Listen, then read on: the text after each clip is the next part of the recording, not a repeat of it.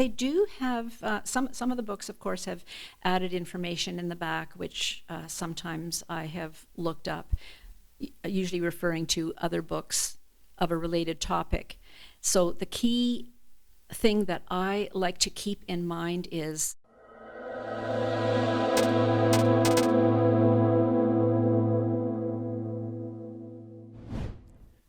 so we know how much work authors go into whatever books they craft and what information they provide. They provide most books, I would say, provide a lot of sources of information and references. I'm not sure how often we personally as readers check those references. For your own experience, how important is it for you? Well, I have to say, the only time that I come across cross-references and notes is when I'm reading the Bible, not so much in the other books that I'm reading. And first of all, I think we should define what cross-referencing and notes are. So notes basically being condensed, added detail, reference material to help you understand what you're reading, and cross-referencing is related information in another part of the book. And I find that not only are both of these things important, they're helpful, but they're actually, I would go so far as to say, essential, because they help to put things in context. And to me, context is crucial to get the proper meaning and understanding of the word or phrase that you are searching out. So, not to put you on the spot, but if you, like, between 1 and 10, 10 being the most important, where would you put cross-referencing of importance? 11. So context is everything. And we actually have a fancy word for it when we are reading the Bible called hermeneutics. So basically what hermeneutics is, they are methods used to interpret scriptural text so to avoid misapplication and a bias to misunderstand. That's how important context is. It goes hand in hand with context when you are reading everything.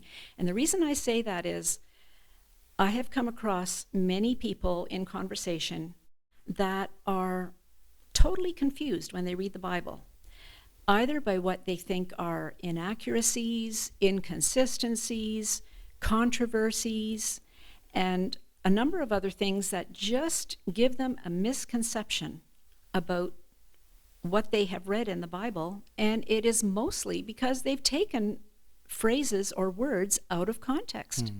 So that just distorts the meaning. There are a number of things that we have to keep in mind when it comes to context or cross-referencing. For example, I believe in reading any book that we should keep the history, the culture, the ideologies in mind that is being referenced in that book. So that is huge in trying to get the correct understanding. And the other thing is the literary form that a book is using. So for example, you would not read a medical textbook or a history book the same way you would a science fiction book. You would not interpret them the same way. You might read them the same way. One has got fact and the other is fiction. That's totally different in how you would interpret that. So in the Bible, it is a book consisting of 66 books that have all kinds of literary forms. There's historical narrative. There's letters of instruction. There's books of wisdom, books of poetry, books of prophecy. So some of these books would use, like the books of poetry would use metaphors. The books of prophecy would use figurative speech, symbolism. So when reading these books, you would not take every word literally, but you would come to know the implied concept. Yeah. So, like, I know you said you don't really do it too much with just, regular books. Have you? But with the regular books, have you been able to do that? Like, and was there ever a book that you got like so much fulfillment of because you cross-referenced like some of the sources or notes? Actually, I have to admit, I haven't run across that in a lot of the books that I have read. Not so much cross-referencing and notes, but they do have, some of the books, of course, have added information in the back, which sometimes I have looked up, usually referring to other books of a related topic. So the key thing that I like to keep in mind is proper interpretation must precede proper application. That holds true for any book that you're reading, but particularly the Bible. If we were going to cross-reference the Bible, are there any tips or advice that you would give to people that, are actually wanting to dive into Scripture and really actually cross-reference some of those notes? Do they need to highlight anything? Do they need to? Definitely. When you are looking up a cross-reference, if it gives you clarity of meaning, then jot that meaning down next to the part that you are reading. I find it is so important. In fact, I have a quote that I've written in the front cover of my Bible.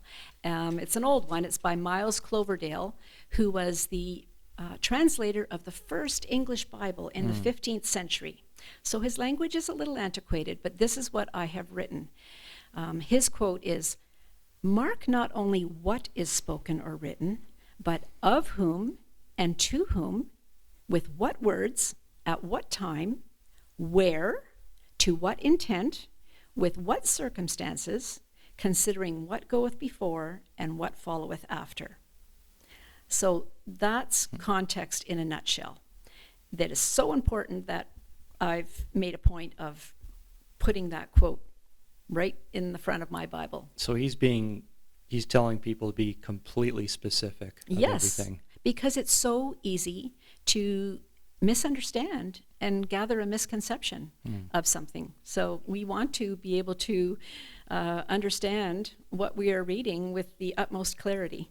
So you you probably prefer the Bibles with very wide margins then. Oh, yes. Lots of space for writing out notes and definitions and anything that helps to clarify what I'm reading. Yeah.